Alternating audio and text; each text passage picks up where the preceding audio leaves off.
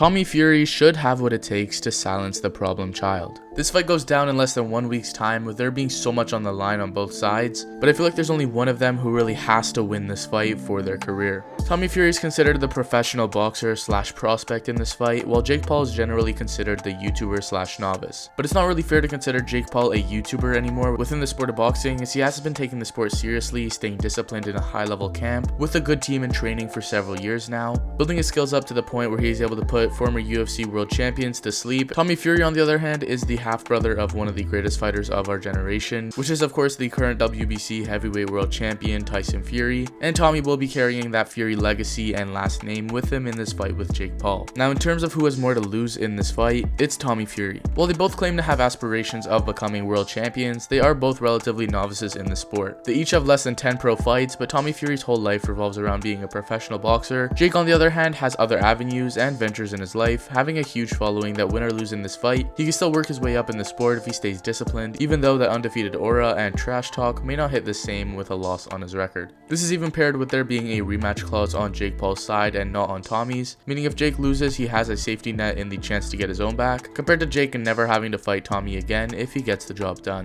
Tommy has to win this fight, with all the pressure imaginable being put on the Brit by Jake, his own family, himself, and just the boxing community in general, who are all counting on him to finish the YouTuber. Let's get into a comparison in their experience and why on paper Tommy Fury should have what it takes to beat Jake Paul. Tommy Fury has been boxing his whole life, starting to really take the sport seriously at 12 years old, having about a dozen amateur fights, and claiming that he has won 2 North Regionals as an amateur. Tommy has now amassed an 8-0 professional boxing record, and while his resume is not exactly consisting of any decent competition, that's to be expected out of most pro boxers' first handful of fights, fighting journeymen to climb their way ups, and that's especially in the case if they're lacking an extensive amateur pedigree such as Tommy Fury. While he doesn't have an extraordinary amount of experience, Tommy Fury has been around boxing at the highest level his whole life, being around Tyson Fury's team and camp since youth, and sparring with heavyweights in his brother's sparring partners. Jake Paul, in comparison, hasn't been doing it his whole life. In fact, he turned professional in boxing at 23 years old, which is the same age Tommy Fury is now, and he only had one amateur fight against Deji back in 2018, which was the same year that Tommy Fury turned pro.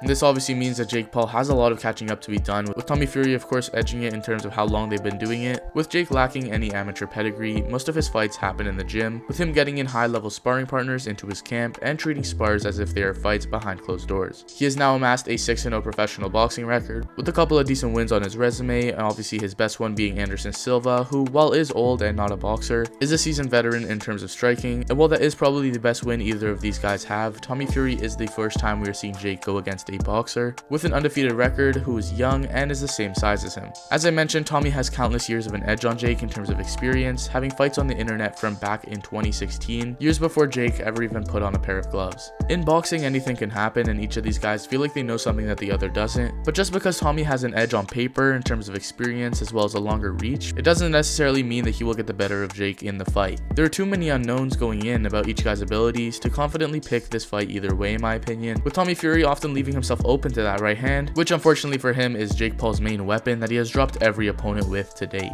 But Tommy, if he is where he should be at as a prospect within the sport, I feel like he should be able to get the job done against Jake Paul, but he might just fumble under that pressure. Let me know your thoughts and predictions on this fight in the comments down below, and thanks for watching this video, and be sure to leave a like, subscribe, and turn notifications on for more.